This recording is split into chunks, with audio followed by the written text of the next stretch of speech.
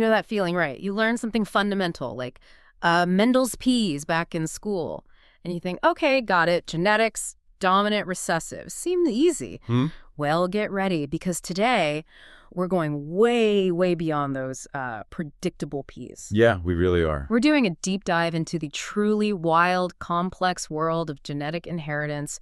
Our mission today, it's really to uncover the incredible nuances that actually shape who we are, what we see in the living world around us. Right. We'll be pulling insights from some pretty solid academic material on foundations in molecular biology and genetics. Specifically, we're looking at the section called Extensions and Modifications of Basic Principles. Which is basically all the interesting exceptions. Exactly. Think of it as our guide to understanding all those but what ifs and how comes in genetics. By the end, you'll have, hopefully, a good grasp, a digestible understanding of how genes interact, how the environment plays a role, and, how the rules sometimes get bent in really surprising ways. We're going to tackle a fascinating genetic puzzle, figure out why cats are definitely not just fluffy peas, and explore what makes a calico cat so unique looking.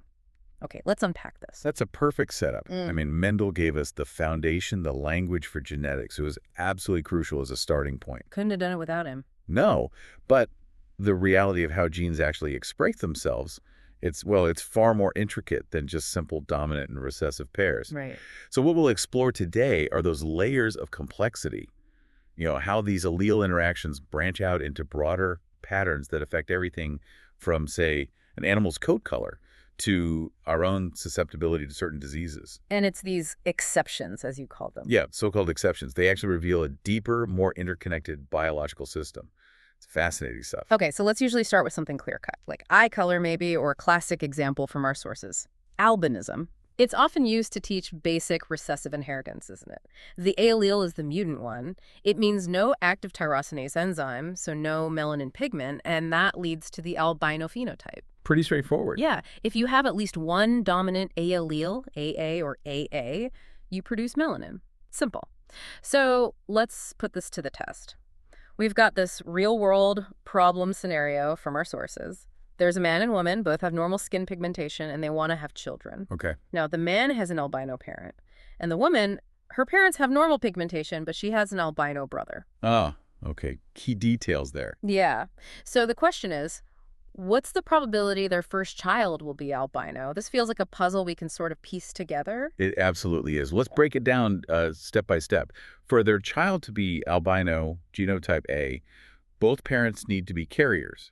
They both need to pass on that allele. Right. So first, the man, his parent is albino, which means the parent's genotype was A. So the man must have gotten one A allele from that parent. Okay, makes sense.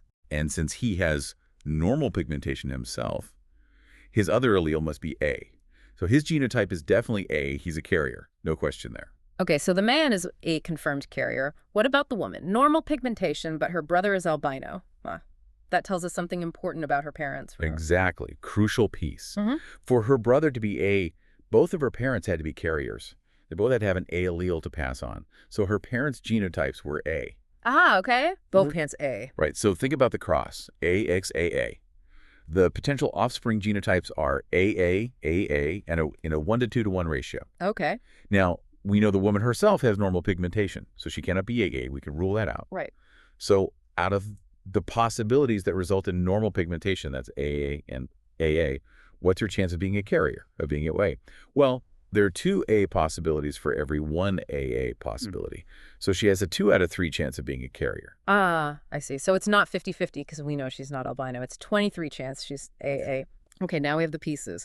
The man is definitely a probability 1. The woman is AA with a 23 probability. And for them to have an albino child, A, they both need to pass on that A allele. If they're both A, the chance of that happening is 14. Correct. Standard Mendelian probability for an AA cross-yielding A. So the final calculation, it's got to be 1 for the man being AA times 23 for the woman being AA times 14 for the a child outcome. Carry the 1. Yeah, that comes out to 212, which simplifies to 16. Exactly. A 1 in 6 chance. Wow, that's actually quite significant. Higher than maybe you'd first guess. It is, and it just shows how we start building these probabilities using family history.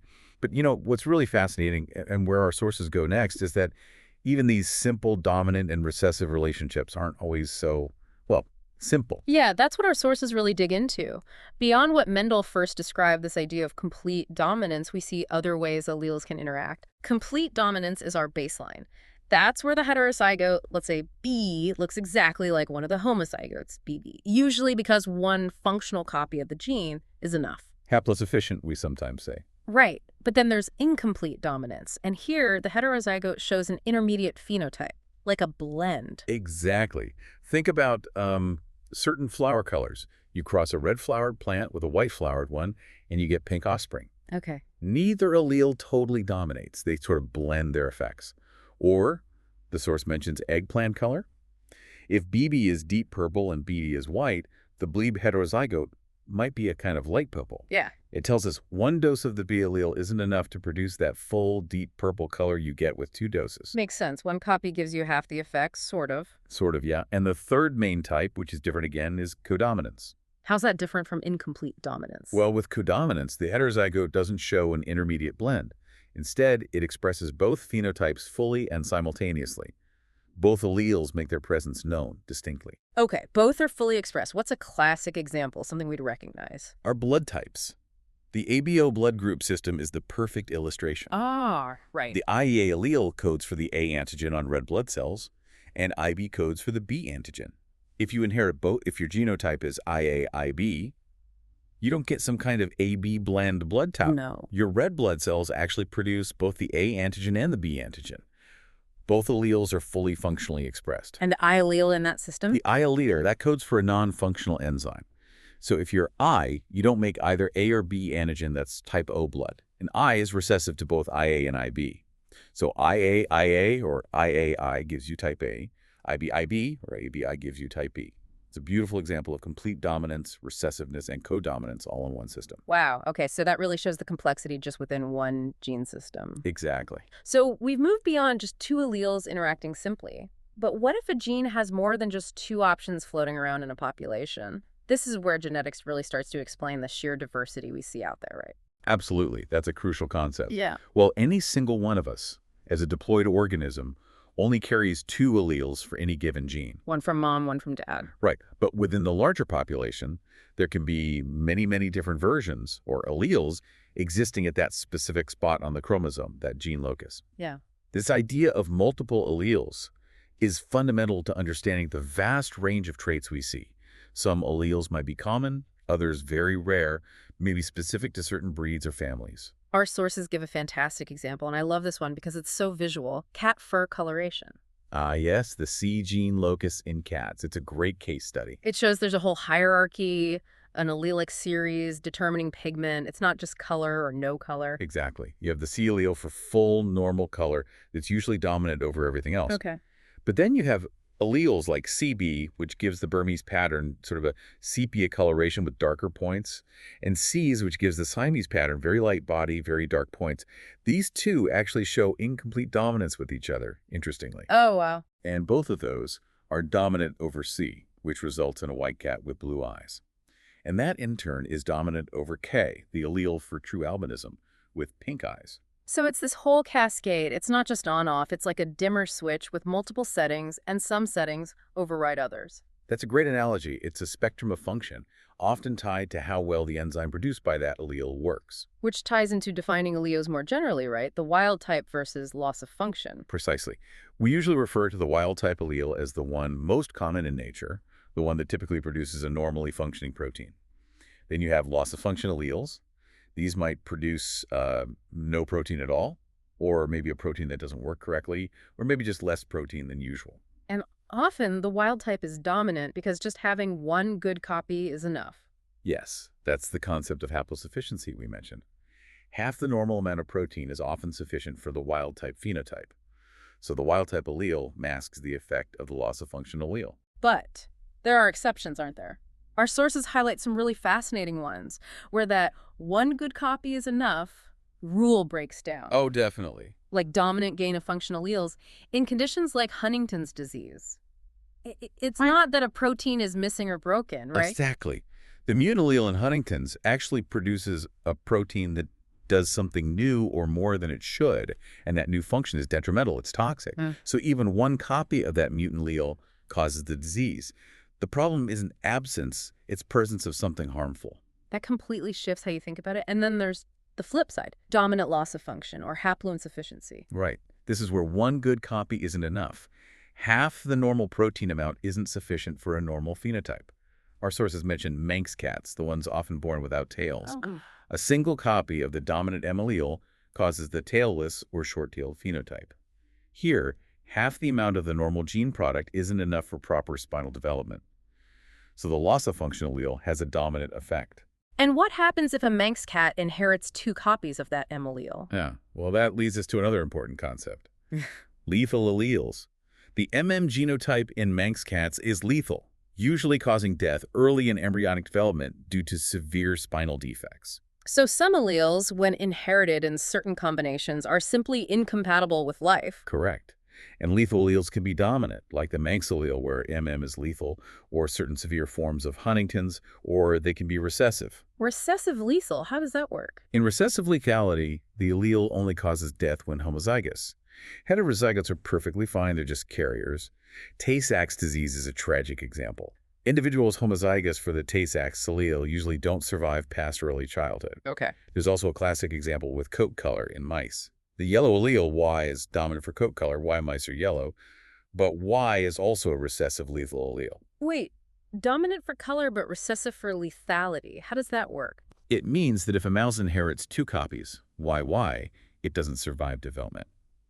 So if you cross 2 yellow mice, which must be heterozygous YYXYY. You'd expect a 1YY. 2YY, 1YY genotype ratio based on Mendel? Right, but the YY embryos don't make it. So the offspring you actually see are in a 2-to-1 ratio, 2 yellow for every 1 non-yellow, YY.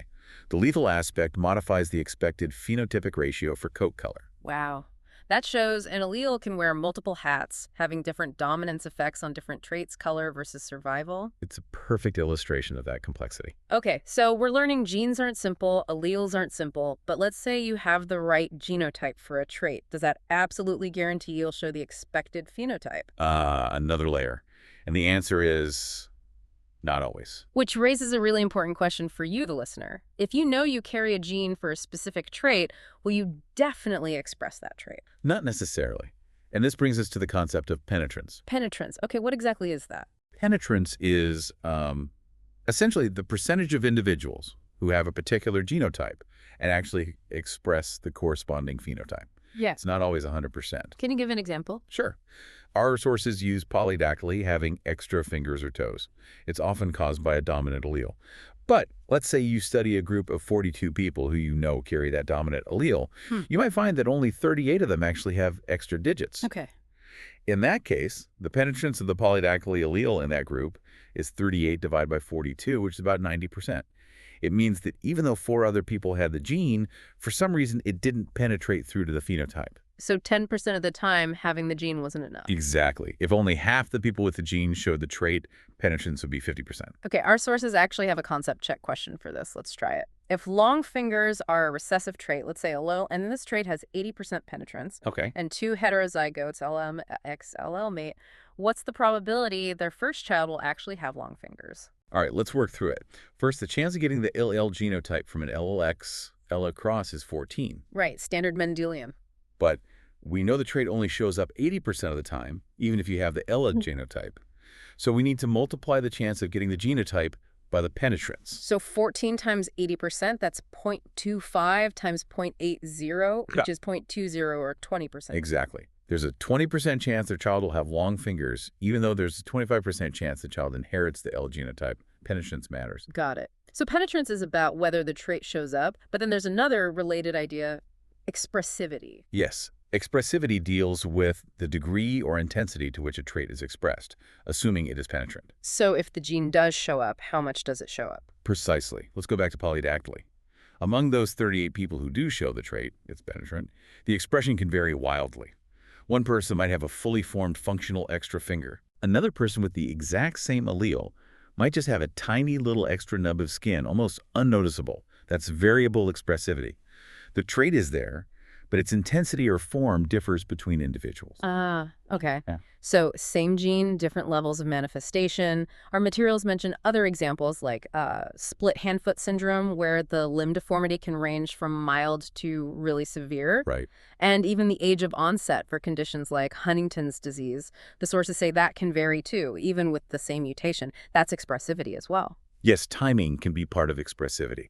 It all emphasizes that just knowing the genotype doesn't give you the full picture of the phenotype. There's more at play. Okay, so if genes aren't the sole arbiters of our phenotype, and even when they are present, they might not show up or show up differently, what else is influencing the final outcome? Well, this is where things get really interesting because we start looking beyond just the gene itself. Our sources make it clear.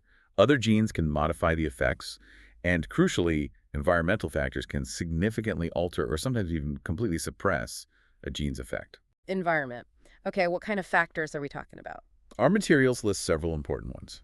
Things like the individual's age, their sex, internal factors like hormones, and external factors like temperature, and even exposure to certain chemicals or substances in the diet. Temperature. That one seems particularly striking. How can temperature affect gene expression? It's fascinating, especially with temperature-sensitive alleles. The classic examples are the Himalayan allele in rabbits and the Siamese allele in cats. Ah, the pointy cats and bunnies. Exactly. Both of these involve a version of the tyrosinase enzyme, remember, that's needed for pigment production that only works properly at cooler temperatures. It's temperature sensitive. So how does that create the pattern? Well, the core body temperature of the animal is relatively warm. At that temperature, the enzyme is inactive or mostly inactive. So the fur on the main body grows out light-colored, typically white or cream. Okay. But the extremities, the ears, the nose, the paws, the tail, they tend to be slightly cooler than the core body temperature. Right, they stick out more. Yeah. And in those cooler areas, the temperature-sensitive tyrosinase enzyme is active. It functions, produces melanin, and so the fur in those points grows out dark. Wow, that's a direct, visible link between an environmental factor, temperature, and how a gene is expressed. That's amazing. It really is a beautiful illustration. Sometimes the environment doesn't just modify a gene's effect. It can actually mimic a genetic condition entirely, right? What's that called? That's called a phenocopy. A phenocopy is an environmentally induced phenotype that looks just like one usually produced by a specific genotype. Yeah. The individual doesn't actually have the relevant genotype, but they show the trait because of an environmental exposure. Our sources give a really stark historical example, the drug thalidomide. Yes, a tragic case from the late 1950s and early 60s. Thalidomide was prescribed to pregnant women, and it turned out to cause severe limb development problems in their babies' shortened or absent limbs. And this condition looked like. It looked very similar to a rare genetic disorder called phocomelia. The babies affected by thalidomide didn't have the gene for phocomelia. Their condition was a phenocopy, caused entirely by exposure to the drug during a critical developmental window. It powerfully underscores how potent environmental influences can be. That's sobering. But on a more positive note, understanding environmental influence means sometimes we can control it, right? We can influence whether a mutant phenotype appears or how severe it is. Absolutely. That's a key point. Think about phenylketonuria, or PKU. It's a genetic disorder where individuals can't properly break down the amino acid phenylalanine. Okay. If untreated, it leads to severe intellectual disability. But if individuals with the PKU genotype strictly control their intake of phenylalanine through a special diet, starting from birth, they can avoid the most severe symptoms entirely. They still have the genotype, but the environmental intervention in the diet prevents the harmful phenotype from fully developing. So managing the environment manages the gene's impact. Precisely. And you see similar principles with complex diseases. Many people inherit genes that might predispose them to, say, heart disease. But lifestyle choices, diet, exercise, not smoking, are environmental factors that can significantly influence whether that predisposition actually leads to disease that's affecting penetrance, and if it does, how severe it becomes, affecting expressivity. It really highlights that constant interplay between our genes and our lives, our choices. It's not just nature or nurture, it's almost always nature and nurture interacting in complex ways. Okay, so far we've mostly looked at a single gene's influence, even with all these complexities like dominance, multiple alleles, environment. But what happens when multiple different genes interact to shape a single phenotype? This is where the story really broadens out, isn't it? It really does. We move beyond looking at one gene at a time.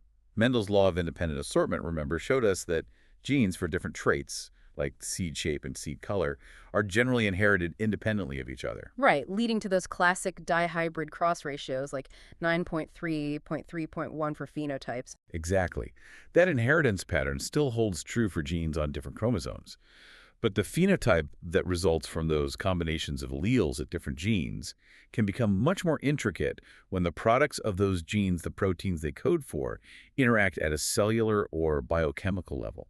So the genes might sort independently, but their protein products work together or against each other. Precisely. And our sources show how these interactions can modify that basic 9.3.3.1 phenotypic ratio into something else entirely. Okay, like one of the first examples they give is complementation. This one sounds fascinating.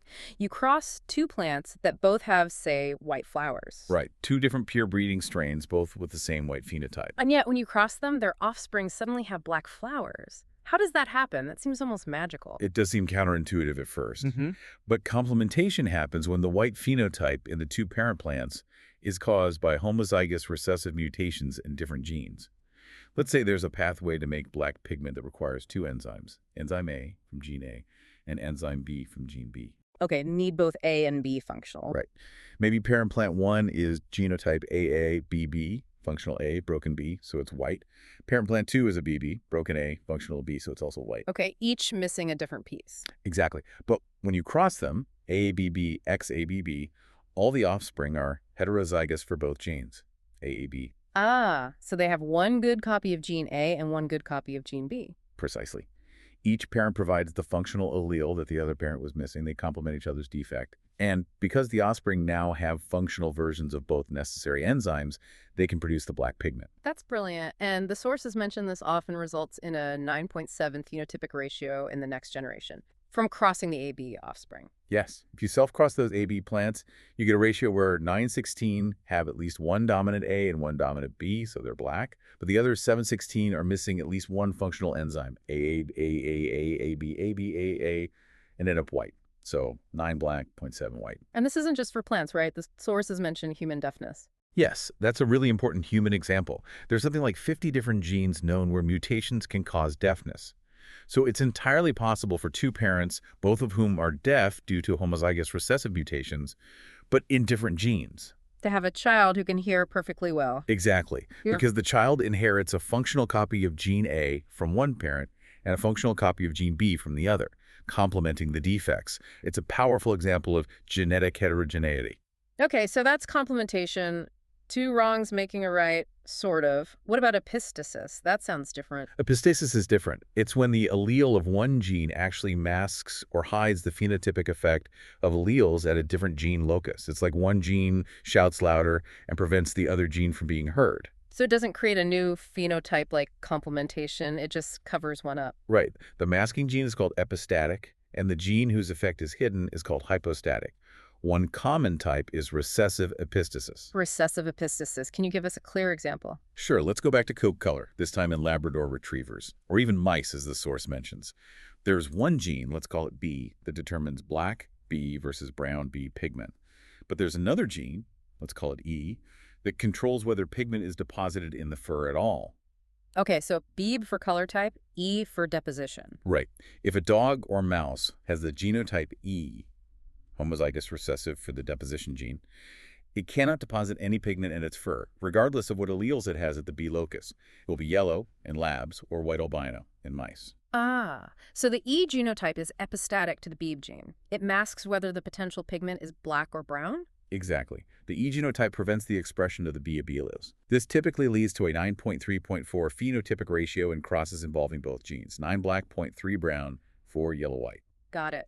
The 4 represents the masked brown and black potential, and can epistasis also be dominant? Yes, there's dominant epistasis too. Here, having just one copy of the epistatic allele is enough to mask the other gene. Cat coat color again, but a different gene. There's a dominant allele W for white fur. If a cat has at least one W allele, genotype W, it will be completely white, regardless of what other colored genes it carries, like the B gene for black-brown we just discussed. So the dominant W allele just overrides everything else, makes the cat white no matter what. Pretty much. It prevents pigment-producing cells from migrating properly during development. So W is epistatic to B and other color genes. This often results in a 12.3.1 phenotypic ratio, for example. 12 white, 3 black, 1 brown. Okay, these gene interactions, complementation, epistasis really changed the landscape from simple Mendel. But just when I thought we'd covered interactions, our sources introduce pleiotropy. What's that? Pleiotropy kind of flips the script again. So far, we've talked about multiple genes affecting one trait, like epistasis or complementation. Pleiotropy is when one single gene influences multiple, often seemingly unrelated phenotypic traits. One gene, many effects. Exactly. One gene doing multiple jobs, or maybe its product is used in different pathways or tissues. Can you give an example of pleiotropy? A classic example is sickle cell disease. It's caused by a mutation in a single gene, the gene for beta globin, a component of hemoglobin. Okay, one gene mutation. But that single change has a cascade of consequences. It changes the shape of red blood cells under low oxygen conditions, sickling. This leads to circulatory problems, damage to organs, increased susceptibility to infections, joint pain, fatigue, anemia, a whole suite of different symptoms, all tracing back to that one initial gene mutation. Wow. So it's not just about blood cells. It affects the whole body in diverse ways. Precisely. Another example is cystic fibrosis. Again, mutations in a single gene, CFTR, cause problems not just in the lungs, thick mucus infections, but also in the pancreas, digestive issues, the sweat glands, and reproductive systems. Multiple effects from one gene defect. That's pleiotropy. It really makes you realize how interconnected everything is within the body, doesn't it? That pulling one genetic thread can unravel things in unexpected places. Absolutely. It highlights the network nature of biological systems. Okay, we've really zoomed in on individual genes and how they dance together, or don't. Let's maybe zoom out a bit now. How do these principles play out across whole populations? And what about the chromosomes themselves?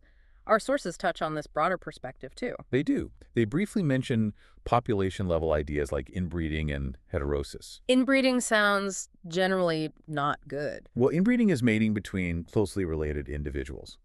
Genetically, it increases homozygosity, meaning offspring are more likely to inherit two identical alleles from many genes. While sometimes used intentionally in animal and plant breeding to fix certain traits, it often leads to inbreeding depression. Which means? Reduced overall fitness, vigor, or health in the population because harmful recessive alleles, which were previously masked in heterozygotes, are more likely to show up in homozygous combinations. Okay, so less genetic diversity can be bad. What's heterosis then? Heterosis or hybrid vigor is kind of the opposite. It's the increased strength, size, fertility, or overall fitness often seen when you cross two different distinct inbred lines. Why does that happen? Because the hybrid offspring are highly heterozygous for many genes. Any deleterious recessive alleles inherited from one parent are likely masked by functional dominant alleles inherited from the other parent.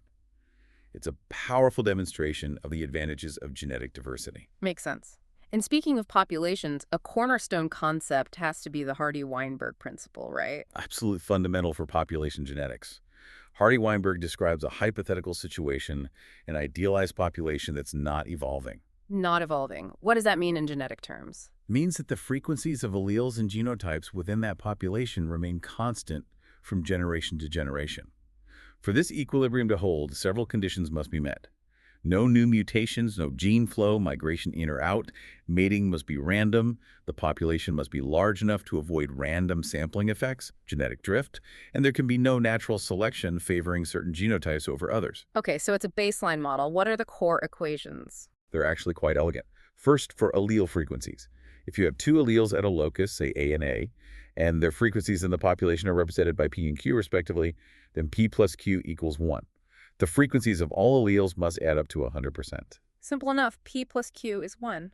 Then, for genotype frequencies in that population at equilibrium, the frequency of AA homozygotes is P squared, P2, the frequency of a homozygotes is Q squared, Q2, and the frequency of AA heterozygotes is 2PQ. Okay. And since those are the only possible genotypes, their frequencies must also add up to 1P2 plus 2PQ plus Q2 plus Q2 equals 1. P squared plus 2PQ plus Q squared equals 1. Okay. So how is this useful if it describes a situation that rarely exists perfectly in nature? Great question. Its power lies in being a null hypothesis. If we observe allele or genotype frequencies in a real population and find they don't match the Hardy-Weinberg predictions, it tells us that one or more of those assumptions, no mutation, no migration, random mating, large size, no selection, is being violated. It signals that evolution is happening and helps us investigate why. Ah, so it's a tool to detect evolutionary forces at work. And it also has practical applications, right? Like in genetic counseling. Yes, very much so. Our sources give an example using Tay-Sachs disease again.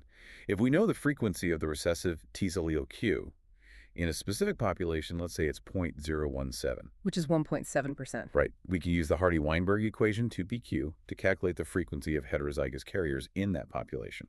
Since Q 0.017, then P, the frequency of the dominant allele, must be 1.017 equals 0.983. Okay. So the carrier frequency 2pq would be 2 times beta 0.983 times 0.017, which calculates out to about 0.0033 or 3.3%. Check. That kind of information is vital for genetic counseling, allowing us to estimate risks for individuals and families based on population data. It's a way to connect individual genetics back to the broader population context. That's really powerful. Okay, one last major area our sources delve into: sex determination and the special genetics of sex chromosomes. Right. How biological sex is determined varies across the living world. It can be purely genetic, like the XXXY system in mammals, including us, or the XXXO system in grasshoppers, where O means no second sex chromosome. So females XX, males XY, or XO. Often, yes. But sex can also be determined by environmental factors like temperature in some reptiles, or it can be a combination of genetic and environmental cues. It's quite diverse. In humans, with XX females and XY males, the X and Y chromosomes are quite different in size and gene content, aren't they? Very different. The Y chromosome is much smaller and carries relatively few genes, mostly related to male development, like the SRY gene. The X chromosome is much larger and carries many genes essential for both sexes. Despite their differences, they do have small regions of homology that allow them to pair up during meiosis in males. Now, because females have two X chromosomes and males have only one, XY, this creates a potential imbalance, doesn't it? A dosage problem for all the genes on the X chromosome. Exactly. If females expressed both copies of every gene on their two X chromosomes, they'd produce roughly twice the amount of proteins from those genes compared to males. That could cause significant problems. Organisms need a way to equalize this gene expression. And nature's solution is? Dosage compensation, achieved in mammals primarily through X inactivation. Ah, the Barr body. I remember reading about that. Yes, back in 1949, Murray Barr and Ewart Bertram noticed a dense, dark staining mass in the nuclei of cells from female cats, but not male cats. This became known as the Barr body. Okay, but they didn't know what it was initially. Not exactly. It was later, Susumu Ono in 1956, who correctly proposed that the Barr body was actually a highly condensed and therefore largely inactivated X chromosome. And then Mary Lyon synthesized these ideas. Yes, Mary Lyon proposed the crucial hypothesis, now largely confirmed, known as the Lyon hypothesis. She proposed that in female mammals, very early in embryonic development, one of the two X chromosomes in each cell is randomly chosen and permanently inactivated. Randomly chosen and shut down. Pretty much. It gets condensed into that Barr body structure, and most of the genes on it are not transcribed or translated. This inactivation pattern is then inherited by all daughter cells during mitosis. So this means that adult female mammals are actually mosaics. Exactly. They're functional mosaics at the cellular level for X-linked genes. Because the choice of which X to inactivate, the one inherited from the mother or the one from the father, is random in each cell lineage early on, an adult female is composed of patches of cells where the paternal X is active and patches where the maternal X is active. For any heterozygous X-linked gene, about half her cells will express one allele and half will express the other. Roughly, yes. It's a remarkably clever solution to the dosage compensation problem. And this brings us finally to one of the most visually stunning examples of genetics in action: calico cats. The perfect finale. Calico and tortoiseshell patterns are textbook examples of X inactivation made visible. How does it work? Okay, the gene that controls orange versus black or non-orange fur pigment in cats is located on the X chromosome. Let's call the allele for orange fur O and the allele for black-brown fur O. O and O on the X chromosome. Right. A male cat has only one X chromosome, so he can be either XOY orange or XOY black-brown, but he can't be both. Okay, one X, one color, usually. But a female cat has two X chromosomes. If she happens to be heterozygous, if her genotype is XOSO, then X inactivation comes into play. Uh-huh. In each embryonic cell, randomly, Either the X chromosome carrying the O allele or our X chromosome carrying the O allele will be inactivated. So some patches of skin cells will have the O allele active, making orange fur. And other patches will have the O allele active, making black or brown fur. As these cell lineages grow and develop, they create those distinct patches of orange and black fur that we see in calico, which also have white patches due to another gene, and tortoiseshell cats. It's literally a map of random X inactivation across her body. That's incredible. It truly is a living, breathing, furry demonstration of a fundamental genetic process. And does this mosaicism happen in humans too, just maybe less visibly? Oh, absolutely. Most X-linked genes don't control fur color, obviously, but the same principle applies. Our sources mention females who are heterozygous for X-linked conditions like red-green color blindness. Because of random X inactivation in the retinal cells, they might actually have mosaic vision, some patches of retinal cells expressing the normal allele, others expressing the colorblind allele. In rare cases, one eye might even have significantly different color perception than the other. Wow. So we're all mosaics to some extent if we're female. Functionally, yes, for genes on the X chromosome. What an incredible journey we've taken. Seriously. We started with, the simple, predictable rules of Mendel's piece. Foundation. The foundation. And we've uncovered this whole universe of complex interactions. We've seen genes that blend, genes that show up together, genes that mask each other completely. We explored how a single gene can ripple out with multiple effects, and how the environment, temperature, diet, chemicals can fundamentally change the story our genes tell. We even touched on how these principles scale up, affecting whole populations through things like inbreeding and Hardy-Weinberg, and how chromosome-level events like X inactivation paint patterns onto organisms like calico cats. There's a lot. Genetics is definitely not just putting squares. Not at all. So what does this all mean for you, our listener? I think the biggest takeaway is that genetics isn't this linear, predictable script. It's a dynamic, deeply interconnected system. The rules are constantly being bent and nuanced by other genes, by subtle environmental cues, sometimes even by random chance at the cellular level. Context matters immensely. Yeah, so next time you marvel at the unique coat of a calico cat, or maybe you hear about a genetic condition in the news, just remember the incredible complexity humming away beneath the surface. This deep dive really shows us that genetics is full of these elegant exceptions, these surprising collaborations, constantly challenging what we thought we knew. Keeps us on our toes. It really does, and it makes you think, doesn't it? If our physical traits, things we can often see, are so profoundly shaped by these hidden genetic interactions and environmental layers, what else about ourselves or the world around us might be far more complex, far more interconnected than it first appears? Keep exploring, keep questioning.